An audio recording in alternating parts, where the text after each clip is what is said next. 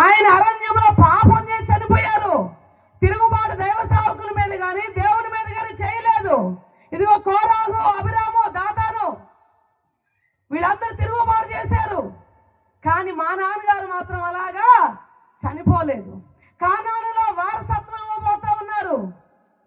ఆ వారసత్వాన్ని ఇచ్చే లెక్కలో మమ్మల్ని చేర్చండి. ఏమని అడగడానికి పోయారు? ఆ స్వాస్థ్యము మాకు కావాలి, స్వాస్థ్యము మాకు కావాలి అని అడుగుతున్నారు.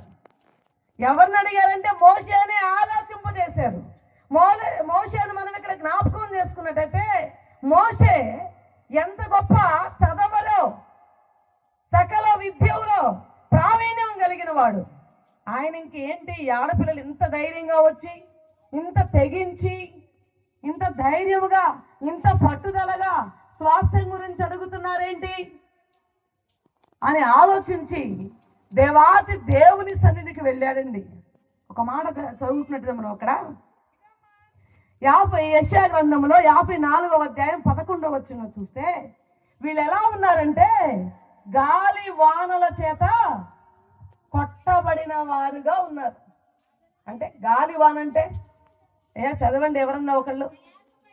ప్రయాసపడి గాలి వానల చేత కొట్టబడిన దానా. కారణం ఏంటి? ఆదరణ లేదు. ఈ 5గురు యవనస్తులు కన్నికలు పెళ్లి కాలేదు. కాదు, వాళ్ళందరూ అక్కడ ఆలోచన చేస్తే వారసత్వం లేదు, స్వాస్థ్యం లేదు. తండ్రి చనిపోయాడు, మేమేం చేయాలో తెలియదు, మాకు స్వాస్థ్యం ఏనంటున్నారు. ఆ కానానులో మాకు స్వాస్థ్యం లేదంటున్నారు. దుఃఖంలో వేదనలో ఉండి కూడా ఆ దుఃఖాన్ని వేదనని పక్కన పెట్టేశారు. వెళ్ళి దేవుని ప్రత్యక్ష గుడారం యొద్ద నిలబడినట్టుగా దేవుని వాక్యంలో మనం చూస్తున్నాం. ఇవాళ ఎంతమంది అండి సమస్య రాగానే దేవుని సన్నిధికి పరిగెత్తుకుంటా వస్తామా? ఇంటి దగ్గర ఆగిపోతే ఏందమ్మా రాలేదంటే, అమ్మ మా ఇంట్లో ఈ కష్టం ఉంది, ఈ బాధ కలిగింది అంటాం. తండ్రి చనిపోయినా వారు పోరాడే దేని కోసమో తెలుసా? స్వాస్థ్యం కోసం. మీరు ఇక్కడ ఇంకా చదవండి, అక్కడే మనం జ్ఞాపకం చేసుకున్నట్టయితే అదే అధ్యాయం 26వ అధ్యాయంలో 52 దగ్గర నుండి మనం చదివితే ఇక్కడ ఒక సంఖ్య లెక్కన వాళ్ళ వంశములో నుండి వారసత్వాన్ని ఆ యొక్క కానానులో భూముల్ని, కానానులో స్వాస్థ్యాల్ని ఒక్కొక్కరికి ఇవ్వమని దేవుడు మోషేతో చెప్పాడు. మీ తర్వాత చదవండి అవన్నీ. అయితే వీళ్ళ చెవిని పడింది అది. ఏంటి? మాకు స్వాస్థ్యం లేకపోవడం ఏంటి? ఒకవేళ మా నాన్నగారికి మగ పిల్లలు లేనంత మాత్రాన మాకు స్వాస్థ్యం లేదా? మాకెందుకు స్వాస్థ్యం లేదు అని వాళ్ళు పోరాడుతూ ఉన్నారండి. లోకంలో మనం కూడా చాలా వాటి కోసం పోరాడతాం. చాలా స్థలాల్లో ఒక పోరాటం కనబడతా ఉంది. ఒక క్రైస్తవుడు పోరాడాల్సింది పరలోక రాజ్యంలోనే స్వాస్థ్యము కలిగి ఉండాలి. దేవుని రాజ్యంలోనే ఆత్మను సంపాదించుకోవాలి. దేవుని రాజ్యంలో ఆయన కుడి పార్శ్వం దగ్గర కూర్చోవాలి. దీనికోసం పోరాడేవాళ్ళు లేరండి. ఈ భూమి మీద ఏదో సంపాదించాలి, తినాలి, త్రాగాలి, సుఖించాలి, పిల్లల కొరకు ఇంకా ఈ లోకంలో ఏదో చేయాలని పరిగెత్తే వాళ్ళని మనం చాలా మందిని చూస్తూ ఉన్నాం. కానీ ఈ యవనస్తులైన స్త్రీలు, చిన్నపిల్లలు, కన్నికలు వాళ్ళు చేసిన పని ఏంటో తెలుసా? దుఃఖముఖంగా లేరు, ఆదరణ లేని వారు. అయినా సరే వాళ్ళ ఇబ్బందుల్లో అలానే కుమిలిపోలేదు. వాళ్ళు ఆ సమాజం దగ్గరికి వచ్చారు, ఆ గుడారం దగ్గరకు వచ్చారు. మోషేని ఆలోచింపజేశారు. మోషే ఏం చెప్పాలో అర్థం కాలేదు. ఇదేంటి ఇప్పటి వరకు ఎవరైనా ఇంట్లో ఆడపిల్లలు పుట్టారు, మగపిల్లలు లేరనుకోండి, ఆ స్వాస్థ్యము చిన్నాన్న పిల్లలకో పెద్దనాన్న పిల్లలకో పోయింది కదా. వీళ్ళింట్లో ఆడపిల్లలు కదా, వీళ్ళు స్వాస్థ్యం లేదు కదా అని కొట్టి పారేశారు. అయితే మోషే వెళ్ళి దేవునితో మాట్లాడరా, ప్రభా సెలోపేతు కుమార్తెలు ప్రత్యక్ష గుడారం దగ్గరకు వచ్చారు, వాళ్ళకి మాకు స్వాస్థ్యం కావాలి, మా తండ్రి పేరు జీవగ్రంథంలో తిరిగి పెట్టినేలా ఎందుకు మార్చిపోవాలి?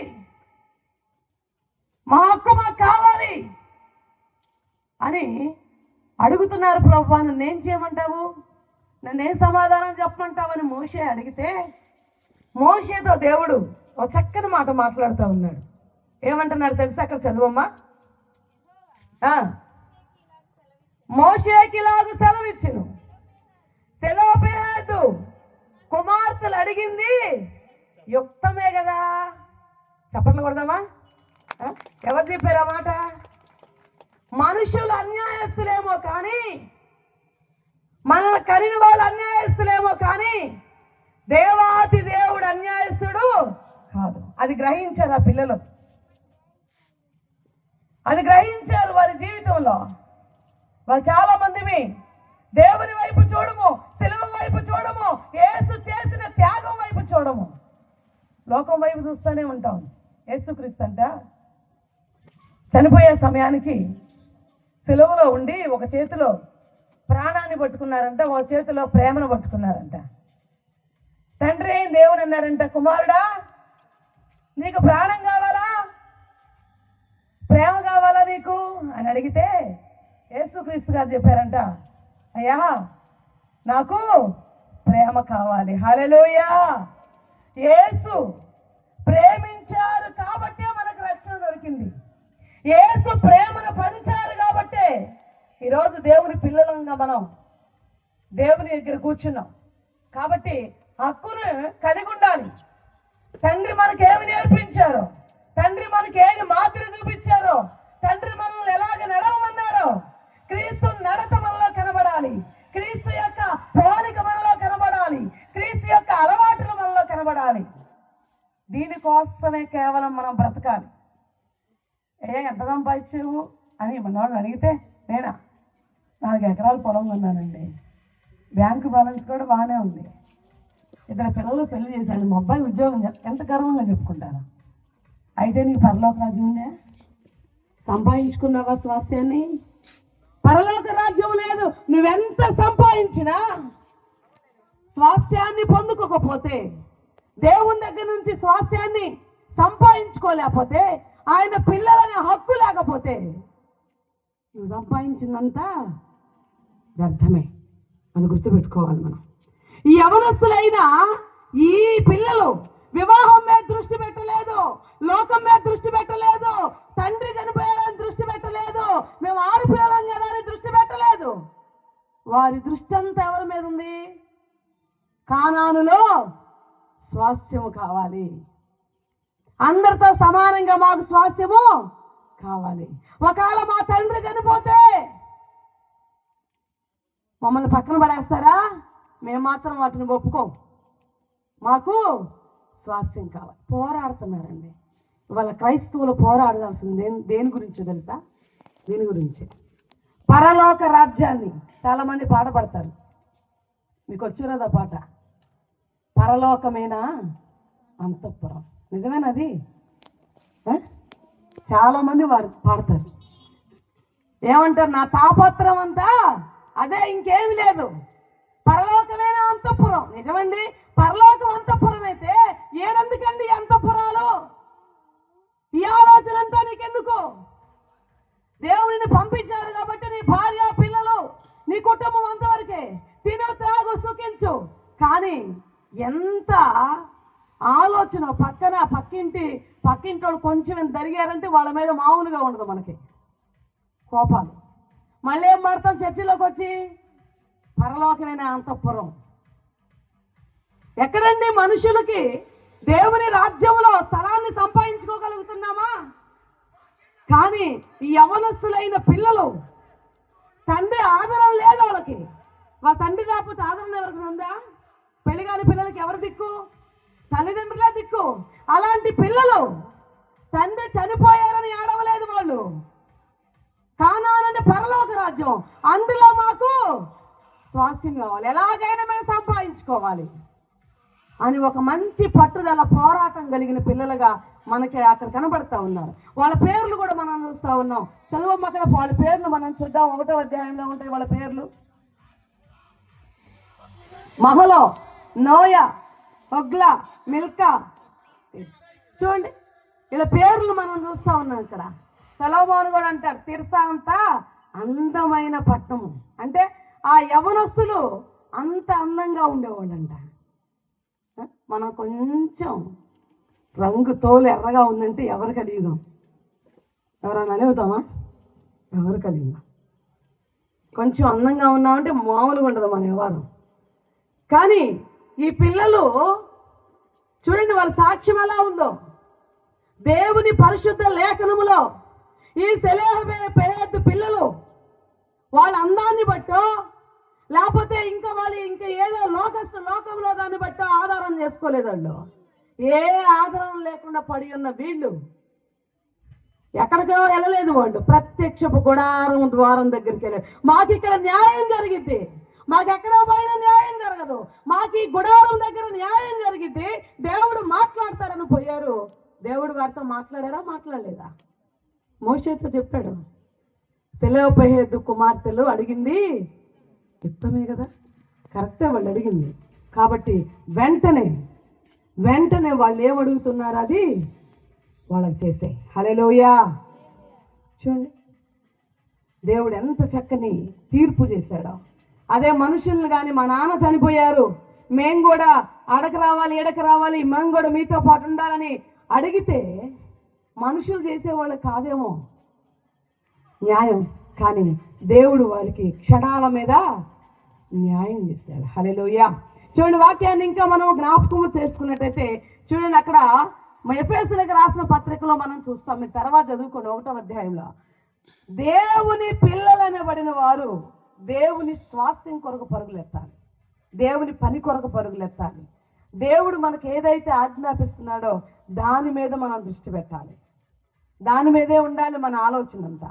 దాన్ని ఇంకా మనం కొట్టేసుకొని మనం ఈ లోకంలో దేనికో పరిగెత్తా ఉంటాం. ఆలయాలకు వెళ్ళాం, ఆదివారం వస్తే ఎన్నో పనులు పెట్టుకుంటూ ఉంటాం. కానీ దేవుని మీద దృష్టి నిలిపితే దేవుడు నీ మీద దృష్టి నిలుపుతాడు. దేవుడు నీ మీద దృష్టి నిలిపి నా కుమార్తెకి ఏం అవసరమో, నా కుమార్తెకి ఏం కావాలో, నా కుమార్తెకి ఏం కావాలని నేను చేయటానికి సిద్ధమైన దేవుడు నీ వైపు చూస్తూ ఉంటాడు. కానీ నీవు మాత్రము నీ మనస్సు ఆయనకి. అందుకే అంటాడుగా సామెతలు 23వ అధ్యాయంలో, నా కుమారుడా నీ హృదయము నాకిమ్ము, నీ హృదయము నాకిమ్ము. హృదయాన్ని ఇవ్వకుండా హృదయంలో ఏదో ఉంచుకొని ఏదో పట్టుకొని నాకు పరలోక రాజ్యం కావాలి అంటే నువ్వు పరలోక రాజ్యంలో ఏమి సంపాదించుకోలేవు, ఏమి నీ దగ్గరికి ఏది రాదు. చివరిగా ఒక మాట చూసుకొని మనం సాక్ష్యం కల్లా యోషువ గ్రంథము 17వ అధ్యాయము 3-4 వచనాలు చదవమ్మా త్వరగా. యోషువ గ్రంథము 17:3-4 చదివే వాళ్ళు ఎవరు లేరా?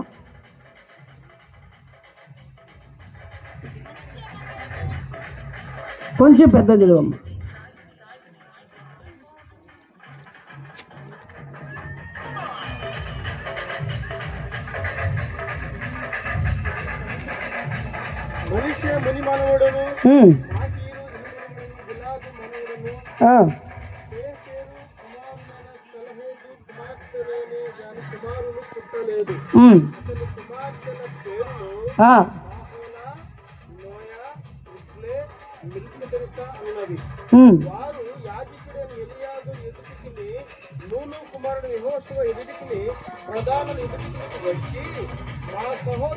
మా సహోదరుల మధ్య మాకు స్వాస్థ్యం ఇవ్వలేదని యెహోవా మోషేకు ఆజ్ఞాపించిన మనవి చేయగా యెహోవా సెలవిచ్చినట్లు వారి తండ్రి యొక్క సహోదరుల మధ్య వారికి స్వాస్థ్యముని ఇచ్చిన. చప్పట్లు కూడా దేవుని నామాన్ని మహిమపరుద్దాం. స్వాస్థ్యముని ఇచ్చారా? పొందుకున్నారా లేదా? ఏమండి, స్వాస్థ్యమును కలిగి ఉండాలి. అందుకే అంటున్నారు దేవుని వాక్యంలో, మనుషుల మధ్య మీ సత్క్రియలు ఎలా ఉండాలి? దేవునికి మహిమ రావాలి. సత్క్రియలు, మంచి పనుల ద్వారా దేవునికి మహిమ రావాలి. అప్పుడు దేవునికి మహిమ కలిగినప్పుడు నీవు ప్రకాశించగలవు. నీవు దేవుని విషయంలో ఏదడుగుతావో మనిషి చేయలేడేమో, కానీ దేవుడు నీ పక్షము నుండి నాయకులతో మాట్లాడతారు, సేవకులతో మాట్లాడతారు. ఎవడైతే నీకు హానికరంగా మరి లేకపోతే ఎవరైతే నీకు అడ్డంగా ఉన్నారో వారితోనే మాట్లాడతారు.